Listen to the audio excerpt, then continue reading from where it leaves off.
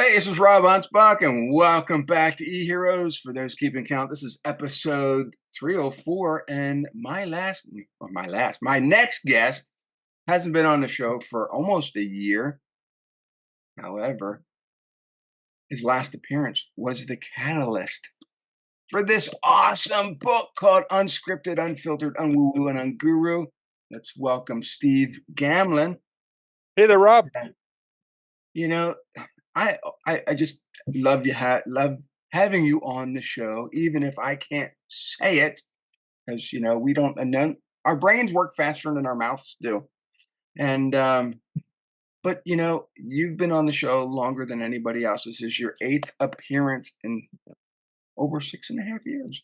You know, hmm and this is like the Energizer Bunny. This podcast just keeps on going and going and going. Yeah. For something that I thought I'd get like 10 episodes up, I'm squeezing the juice and making it last forever. Well, I'm my goal is to keep coming back and be in every iteration of the hundreds. So That's here we are right. again.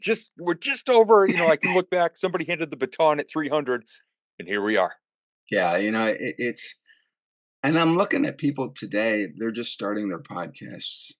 And to me, they're trying too hard. They have all these special graphics, they have these intros and outros, and I'm thinking, people, just get into it.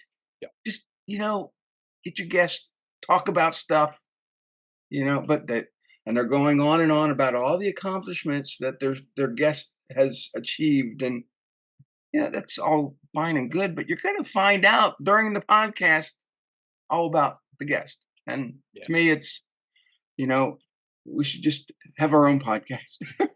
Yeah. It goes back in my radio days, back in my comedy writing days, my stand-up comedy days. Hit them fast, hit them hard, leave them wanting more. Hmm. So stop with all the fancy stuff. Just get into it. And I was on a great call with one of my coaches and mentors the other day, a woman named Terry Levine. And we were talking about podcasts and videos and live broadcasts and things. And she said, you know what people love the most and pay attention to most and what gets listened and watched the most? The raw, basic, just get into it and get into the meat of things and Hmm. go. And you're right. Too many people are like, I wonder who I should hire to make the jingle for the intro of my podcast. Never done a single episode. And part of the blame goes to the fear inspired by some of the podcast gurus out there. Now, I know some really good ones, but Yeah. there are some people out there that say you got to build a recording studio. You got to buy a $5,000 microphone. You need a $2,000 camera. Man, I'm the MacGyver of podcasts. I was making podcasts 20 years ago in my recording studio when I didn't even know what a podcast was. It was just a Mhm. way to share Yeah. info. So I wish more of the newer people And got back in 2010, I was interviewing lots of people, and then burning them on CDs to sell them to people, and people were like, "Wow, that's cool. Here's my $20." yeah. And I'm like, God, this takes too long.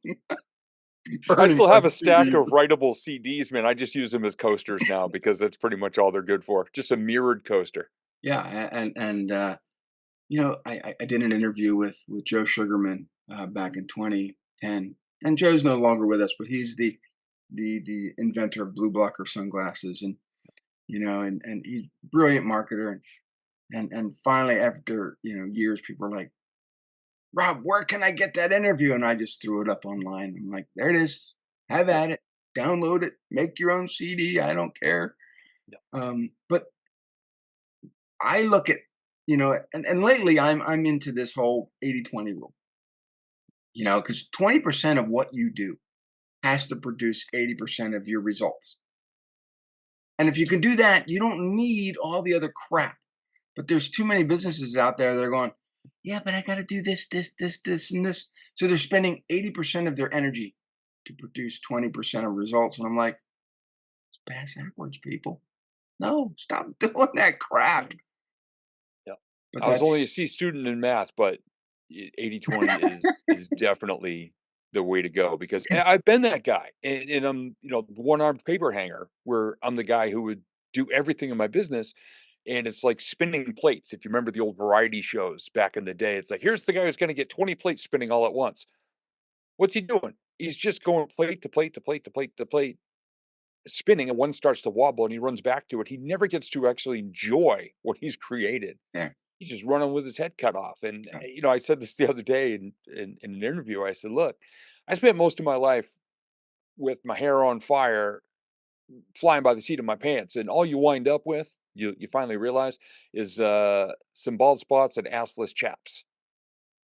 Yeah. If that's all you're going to do, it's all you You know, got left, and when you look at it, even your own invoices, 20% of your clients produce 80% of your income. And so why are you focusing on the 80% who only produce 20? It's just kind of stupid. Fire them, and then raise your prices a little bit and you've just covered all the stuff. And Yep. and people are like, "Well, Rob, that doesn't make sense." It makes perfect sense. Like, Yeah. and then they'll say, "Well, I don't understand why my sales are so low." Because you're focusing on the wrong people. Yeah. Well, I know I've only been an entrepreneur for 20 some years. Yep.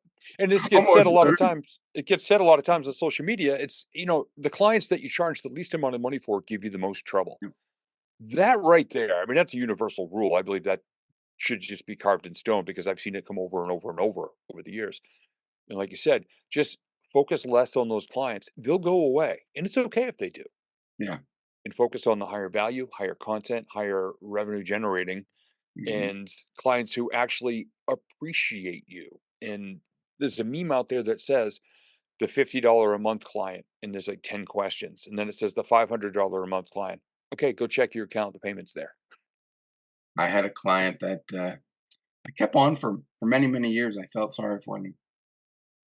And, they were one of the loudest people. I mean, they would call all the time and fix this, fix that. And I'm like, my wife's like, fire him, fire him. And I just kept him alone.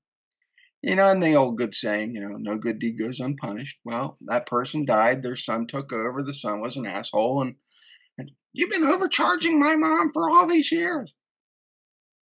No, I haven't. Hmm. But that was the perception. Yeah. And And to them, perception's right. reality And to them. I said, that's it. You're fired. You're gone. A few months later, they were out of business. Bottom line. And and it's unfortunate that any company goes out of business. I don't like it. And I'm looking around the world today, and I'm seeing all these banks falter. And you're probably going, well, yeah, Rob, because everything's going online. And maybe that's true, but I think also banks are still thinking about what they did 100 years prior. I mean, it's the same operating procedures, and they haven't really embraced, all the new digital stuff that's going on. They don't. I and I told you before I got on this episode that I was at Disney World in May, and I like going to Disney because I learn a lot about marketing from how they're doing things. And my whole thing is you got to provide an experience for your clientele for them to keep coming back. If you're doing the same thing over and over again, like any other business, there's no reason for them to even come back. There's no loyalty there.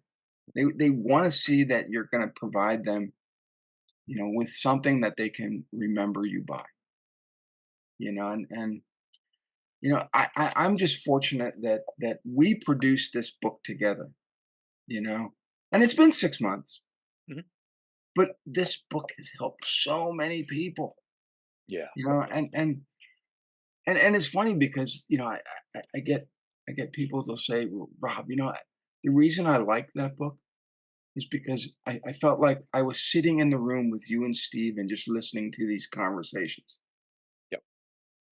It wasn't a regular, typical book where I'm reading someone's thoughts.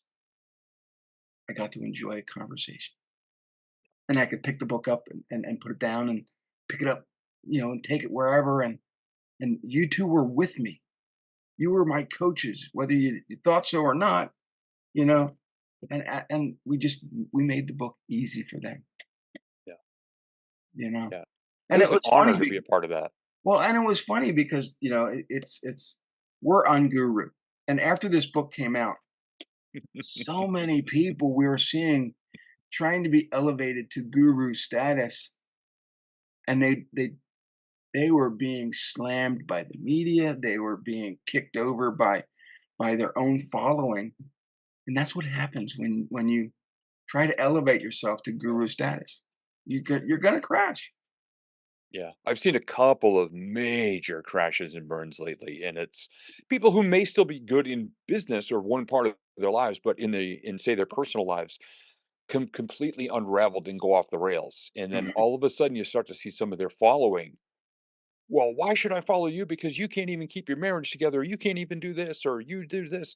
I saw another one this morning, and I'm not going to mention the person's name because he does what he does the way he does it, and he's one of those speakers, just very alpha, very in your face. And he was speaking at an event I was attending, a 3-day event a couple years ago, and I was out in the lobby and I said, where are all those F bombs coming from? And they go, oh, this person's on stage right now just lighting it up and screaming and stomping the stage and throwing a fit and all that. This morning I saw on social media somebody goes, where's this person now? All of their social media channels are gone mhm, because they have disintegrated, because they tried that act in front of some people who could actually out alpha them or him, and it just imploded. And this yeah. person has now virtually disappeared because went for the guru, went for the authority and the flex, and nah, man, we're just regular guys who hang out on our front You know, porches. and the thing is, yes, we are regular guys, and we care, and part of my whole philosophy is you're my friend first, my client second, and so I care about you. I care about my clients. I care about their clients, and when they leave or when they have problems, I feel for them, and because I'm human, I go through depression just like everyone else. Yeah. But as an entrepreneur, I have to overcome that depression, wake up every day and say, what more good can I deliver? And sometimes it's freaking hard. Yep. Some days I'm like, why is the weight of the world on my shoulders? But the thing is, I'm also about legacy. What can I leave behind to the next generation so that they have the knowledge to continue, you know? And I see it in the world. We're in turmoil. You know, everybody's at each other because of political stances or religious stances or their opinion on, the Olympics or whatever it is. And it's like, really? But no one wants to talk about business. No one wants to talk about our awesome book. Yep. You know, Yep. it is what it is, people. I mean, Yeah. This world has never agreed 100% on what's going on is good or bad. mm-mm. It seems to be the last decade or so, everything is just 50-50. So no matter what So you say, half's gonna resonate and half's gonna go against. So I don't even bother fighting with people over stuff. I have unfollowed and unfriended or just hit ignore on so many people because the most important thing for me to do is to provide value for my clients and my potential clients in my legacy. Somebody asked me the other day, Steve, what would your legacy be? I said, well, when I'm dead and gone, for somebody to just go, damn it, this world was so much more fun and inspiring and positive because that guy was here. yeah, That's all I want to leave. I don't want my name on a building. I don't want anything else. I want to know that until I breathe my last breath, I was trying to elevate every situation I was a part of, whether it was a I, paid client or just out in public or on a podcast, right. a conversation like this. I went on LinkedIn this morning. And I have, more followers, more connections on LinkedIn than I do Facebook, only because Facebook has this stupid 5,000 friend limit. But anyway, I went on LinkedIn, and people that I thought were level-headed, individuals Hmm. were screaming at each other over these political candidates that we, have currently, and they're acting like 6-year-olds. Hmm. I mean, they're calling each other names, and I'm like, you people are supposed to be entrepreneurs, leaders of the community. And that's why you're on LinkedIn to enhance each other's, you know, business acumen. No, you're acting like kindergartners, mudslinging, and it's like, what the hell is this shit? Yep. You know, I don't know. It's social media was supposed to bring people together, but the more I'm on it, Yeah. the last I don't know, I've been on it for 15 years. Society is just getting worse. Yeah. And it's getting amplified. In a way, like you said, it's supposed to bring people together. It's doing that in a way, going back to how do you best unite people? Give them a common enemy. Hmm. And in that way, you're getting the encampments on both sides of any situation or any argument. And more, they just fire and fire and fire and then just flinging just daggers at each other all day long. Meanwhile, I'm writing a new blog. I'm recording a new podcast. I'm shooting a new video. I'm reaching out to my clients. I'm sending direct video messages to people, cheer them on, and not getting caught up in all of that stuff. Yeah, I walk around barefoot most of the day. It's super hot up here in New England this summer, so I don't need to be stepping in other people's dog crap barefoot because that's not a good, pleasant feeling. yeah, So I'm just very careful about where I step these days, where I walk these days, and what my legacy is based on if I was to disappear today, what did I share on social media? What did I share privately with people? What did I say on podcasts and interviews? I'm just very cautious to not go down either of those roads. And it's not like I don't have an opinion on things, but I'm not going to tell you, Rob, your opinion's wrong because I believe this. And then what are we going to do? We're going to play volleyball with a friggin' grenade for 45 minutes. yeah, What's the point? yeah. It's just and I watched the new Deadpool movie, Mhm. and it was okay. You know, Yeah. I like the two characters, Wolverine and Deadpool. The storyline was kind of wonky, Yeah. but the action, but every other word is the F word, and I'm like, am I at a Tony Robbins convention or I something? was gonna say the Tony Robbins or Samuel L. Jackson had a hand in the script writing for that one, so yeah. But Yeah. it's you know in the 6 months that we put this book out, both of us had I'm not saying that it was this 2024 is productive year. I think it was an odd year. Um, and the world is I think in a transition. Mm, We're trying to educate entrepreneurs, but there's so many shiny objects that are being dangled in front of them, AI being one of them, that entrepreneurs are like, well, I'm just going to take the easy way out. I'm going to do AI. I'm going to do this. I'm going to do, but they don't know the formula. They don't know the steps, the progress. What, you know, and they're just taking, oh, well, they said AI will help me, but you don't understand the fundamentals. yeah. You don't understand the things to plug into the AI for it to spit out the right stuff. So you're just regurgitating stuff, and I'm like, and I think people are scared this year. Yeah. That things cost more. And we as entrepreneurs are going, okay, do we raise our prices because we need to feed our family, or do we keep our prices low in order to make our clients happier? Well, then the clients then say, well, screw you, I'm going somewhere else. No. So raise your prices, people. And I'm not saying that raise them a lot.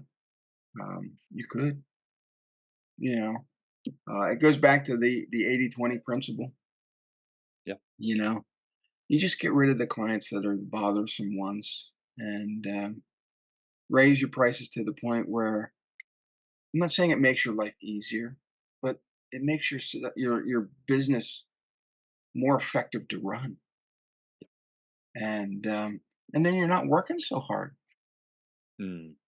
It just I look at things differently now. Maybe I'm older. I can't say I'm wiser. Um, Maybe it's the lack of sleep, or the losing of weight. But I just think, okay, How is this going to benefit me? Should I even do this? You know, what joy is it going to bring to me or my family? Will it, you know, be part of my legacy? And when you can start answering some of those questions, you're going to realize that half the stuff that you do is fluff. It Mhm. doesn't mean anything. It doesn't contribute to anything. It doesn't make you any money. It's just busy work. Yep. You get rid of the busy work and focus on where you really need to be in life, and it's going to be more enjoyable. You take more time off. You're going to make more money. Yeah. It's just my philosophy. Yeah. I've seen so many people, and I'm talking just over the past week, where they're saying, "Oh, man, it's just for whatever reason, this I fell for the whole hustle and grind thing." Hmm. And they're seeing all these people and these, marketing and financial AI gurus out there who it's all about the flash, it's all about the fire, it's all about, I always talk about the vision board starter kit, the Hmm. Lamborghini, the yacht, the mansion, the private jet, and all that stuff.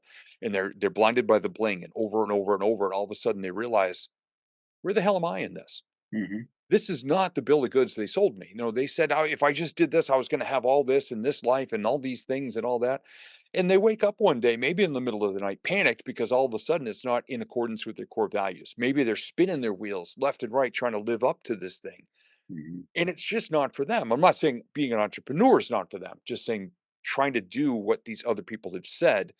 And I mean, I don't love it in a spiteful way, but I love when certain people out there get the light shown on who they really are. People that have leased, and there are people out there who screwed people over. Every 2 or 3 years, they have this new venture, Yeah, and they're the greatest thing. They're still trading off their name because not enough people know that they screwed people over before, and now they're doing it again yeah. with a whole crop of new victims.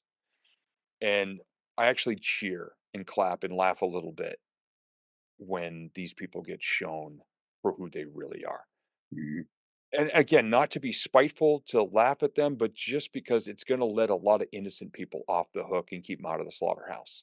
Yeah, I think we need to do a better job as entrepreneurs to show who we really are and what's most important to us. And if people resonate with that and follow along and work with us, I love the people I work with. But mhm. if anybody says, "Steve, I just want to get rich quick and have all this bling," hey, I'm not your guy. No, I'm no, just not. And I'll tell people right away, you know what? I might not be the best fit. Why don't you go for this person or that person's, because they kind of seem to be all about that. and what makes us genuine is that the things that happen in our lives become the stories that we tell to educate, our clientele. Yeah. And because we know that there's power in a story, and we want them not to give us more money, although that's nice. Mhm. We want them to learn and to overcome and to achieve their success by using our failures or joys or whatever it is, our lessons, and but that's what makes us who we are. We're like Batman and Robin. I mean, the listeners can decide who is who. It doesn't Um, matter. It you really know, doesn't matter, but you're right. it's we're there to help, and yeah. I mean, we do get kicked in the jimmies a lot, and we mentioned it in the book. Yep. But the thing is that we have the strength and fortitude to stand back up and say, "Look, kick us again. We can take it." Yep. But I look at it and I'm thinking, wow, I've been a full time entrepreneur since 1995. That's almost 30 years. Yeah. You know, I've learned a few things. Mhm. And I put them in my books. And before this episode started, a scammer had called, and Steve got to listen along, and they hung up after I wasted their time. But a lot of those stories went into my Rob versus series books, and so you take everyday things that you do and you turn them into your gold. There's a great book out there called Acres of Diamonds, And the story is basically that you'll find your gold, your acres of diamonds, basically in your own neighborhood, in your backyard. You don't have to travel great distances. You don't have to, do all these, you know, weird things to make money. The answers are always close to you, but you have to learn how to figure out what is it that you want to do. Yeah. Sometimes it's by accident. You know, I I always thought I was a good storyteller. So I thought, well, I'm going to write some books. Well, 44 books later, I'm still cranking them out, Yeah. and the stories are all different. So, Mhm. don't say that you don't have enough stories in your head to produce a book, because you do. Yeah, it was funny the other day, I was on this call, a 6-hour call split into 2 segments in one day with my number 1 coach and mentor, and several of my little stories and metaphors she is cracking up on the other side of the call, and she goes, "I hope you're writing these down." I said, "Oh, yeah." I said, "I know these all." I said, "I've lived them all, and that's why I get to retell them now." She goes, "Oh my gosh." She goes, "After you rewatch our call and take notes," she goes, "stack them all together, and then let me know how many you actually used." Mhm. And I'm up to, I think, 9, and I'm only halfway through the call. Yeah. Just in And conversation, and she's "I've never heard that lesson referred to in that way before." I said, "Well, that's because I lived it that way." yeah, And and that you're could the be same. those In our lessons book, could be a future book. yeah, we're loaded with them in that book, and of course, there's more chapters writing themselves Mhm. all the time because we don't just take these tired old stories that people have been telling for years and bastardizing and ruining and watering down. We tell what we've gone through. And we never actually tell stories, and this goes back to James Malinchak, a great lesson I got from him. We relive the story so people know, man, Mhm. only Rob could say it that way, or only Steve could say it that way. And the number one compliment I've heard so far about people who've read the book is, man, I closed my eyes and I could actually hear you saying that. And you probably get it too, because as I was reading it, I go, I could totally hear. I'm like, oh my god, I can totally hear Rob saying that. Yeah, And there's gold in that, or diamonds in case of the acres yeah. of diamonds.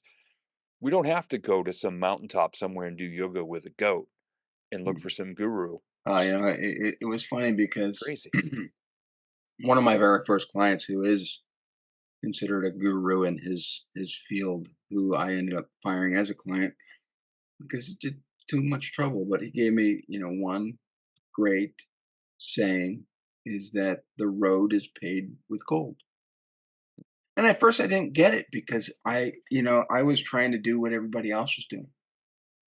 I didn't have my individualized, way of doing business. And it wasn't until I started writing books. Then I realized, huh, he did say something correct.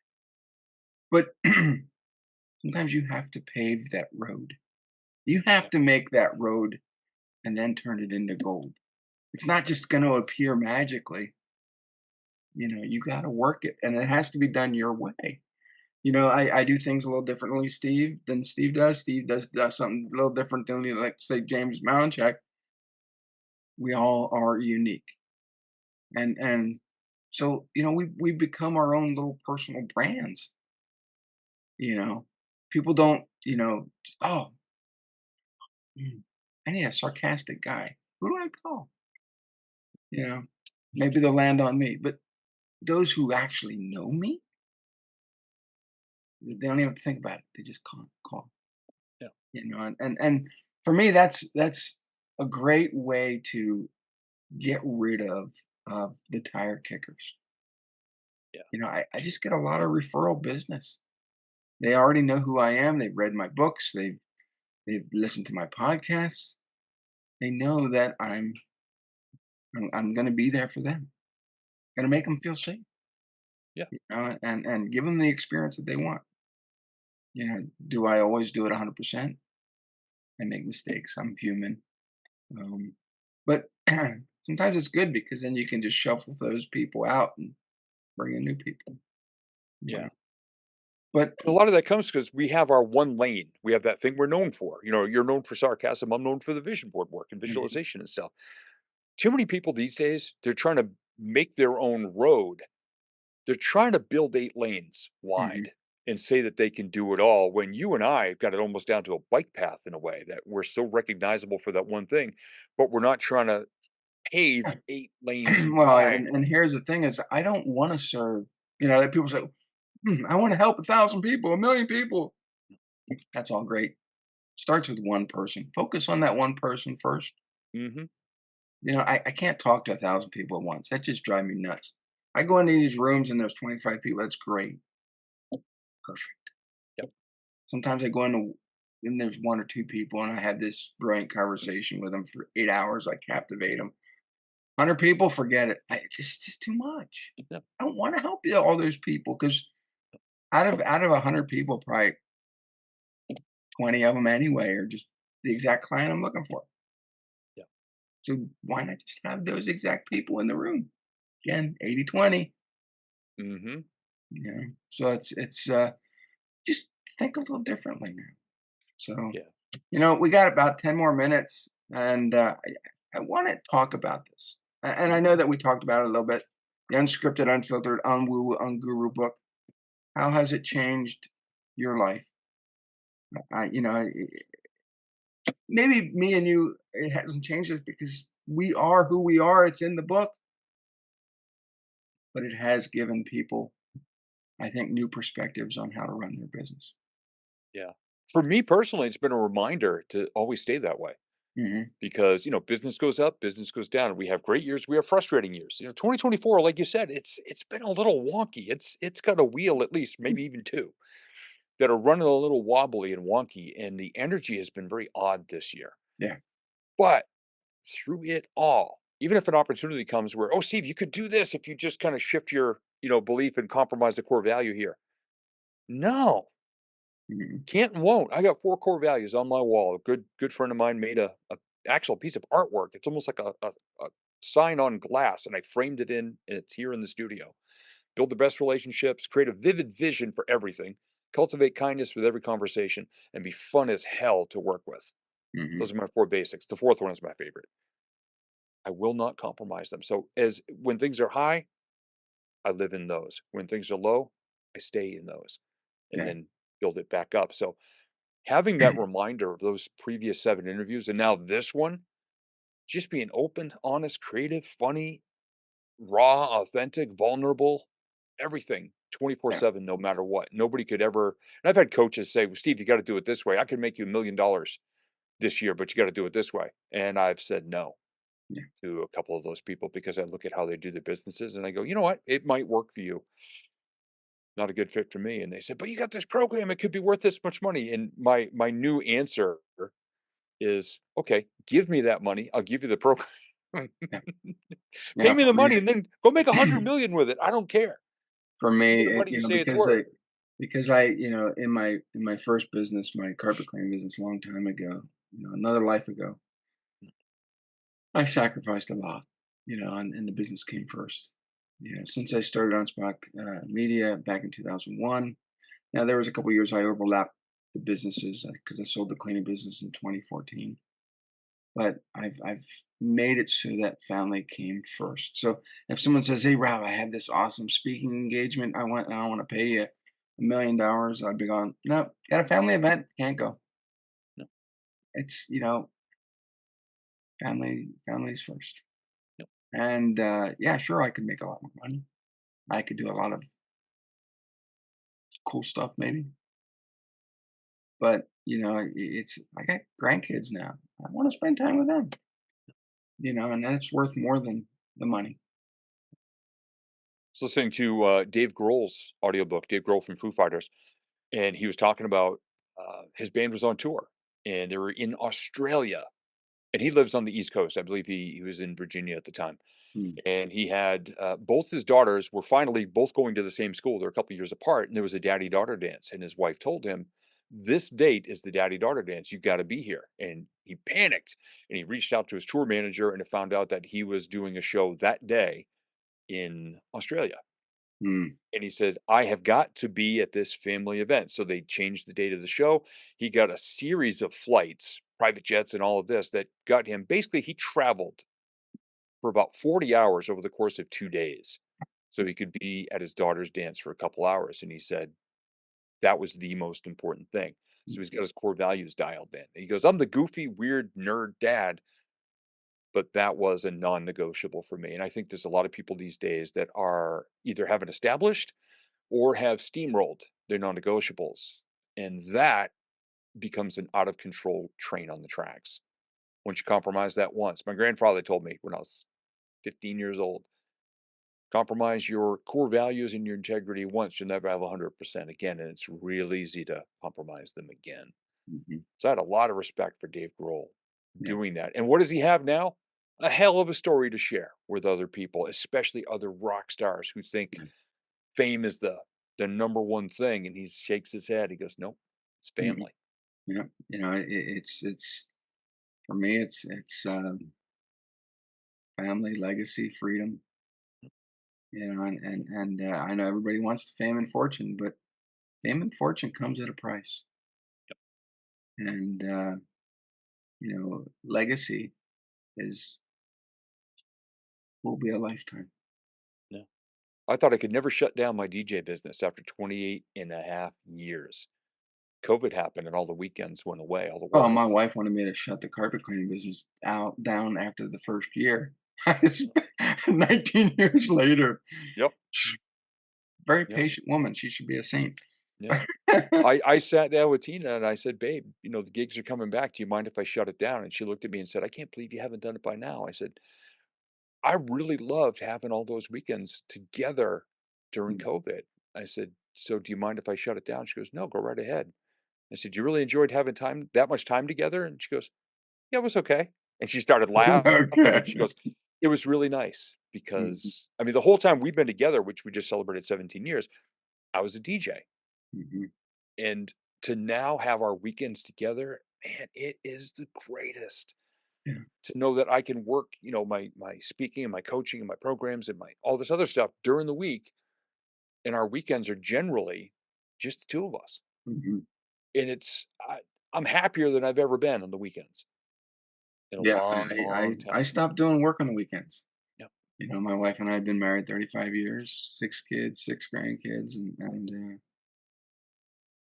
I don't wanna do weekend work anymore. And the Yeah. people are like, "Well, you own the agency. You're hap" I don't have to do anything. Yeah. I own the business. I can do what I want. Yeah. My house, my rules. And in my Google Calendar, I still have a paper date book, but I use the Google Calendar. I blacked out Mondays. You can Mm, go on my digital calendar and try to book something. Mondays are not available. Weekends are not available. mhm. It's okay. Pick another day. But Steve, I really need this today. No. Right. Mondays I do podcasts and interviews and my prep work for the week and my wrap up from last week. And I'll have some fun here in the studio, reach out, send people videos and touch base and cheer people on, but you're not going to get me on a business call on a weekend or a Monday. And there you go. This is what makes Steve awesome. It's the And most and unguru thing we can do. well, and I wanna suggest to everybody listening that you spend at least 1 day a week trying to get on podcasts, doing your marketing, writing blog articles, making your videos. Just get it all done. That way you have the rest of the week to do what you need to do, but marketing needs to come first. And podcasts are the easiest way because it's getting your message out to a whole new audience. And I just need to do one more plug for our book. You can find it on Amazon, unscripted, unfiltered, unwoo-woo, unguru. And it's just two no BS guys talking about entrepreneurship. And it was 7 episodes of me and Steve doing what we do best, talking, sharing our expertise. And it's not a pretentious book. It's just us, you know? And we share these conversations to help you be better at what you do best, which is running your business. So 100%. And I love these conversations. I really do. And when you broached the idea of putting them as a book, I went, huh, taking everything we had shared over those conversations. And it was because of whatever was going on in our lives in the world at the time. There were so many you could see the growth in the conversations, Mhm. which is what somebody else may find themselves at the very first one, in the middle, or the most recent one. It'd be right there with us. So And, that's and another I comment I've really liked. and I added interviews to a couple other books that I produced, Navigating Hollywood and The Empathetic Lawyer. I interviewed those people, Jonathan Thompson and Ted Tedford, and I put those interviews in their book. And people have said they love the interviews better than they love the content Mhm. because they got the sense, the real, the raw, the emotional, the highs and lows of the joys and the successes in that conversation, Yep, and it made the person realer, yep, if you can be any more realer. But yep. it gave them trust. Mhm. So Yep, and that's something that AI will never be able to do, and people ask if I use AI, I said, "No, mm, because it doesn't know me." They go, "But it can learn." I go, "It'll never be and me." and the thing And that's is okay. just I've had people say, "Well, Rob, I'm doing an AI event." I'm like, "Yeah, but everybody and their moms now doing an AI event, teaching AI, doing this, another shiny object. Mhm. Why don't you create something where it's you teaching what you know to someone free of AI? Because now you're getting authentic knowledge being retaught to someone, and they don't want to do it. Yep. They want the AI. They want to teach AI. Well, Rob, that's the thing. It's not the thing. It's Yep. just another tool. It's just another shiny object. I love AI. Don't get me wrong. I've played around Yep. with it. It can do great stuff, Yep. but you gotta prompt it in the way that resonates with you. So when you say, "Well, write me an article that does this, this, and this," and then it spits it out, there's no personality in it. If you Right. say, "Now write me the article in the voice of Rob Anspach or Steve Gamlin, and it does this, this, and this," now you're giving it personality. But nobody does that because they just think, "Just give me an article." It's not how it works. No. You put in or you get out what you put in. You put Mhm. in lazy, you're gonna get out lazy. Yep. And that's we'll leave that with you. You think about it, and we'll see you on the next episode. Adios.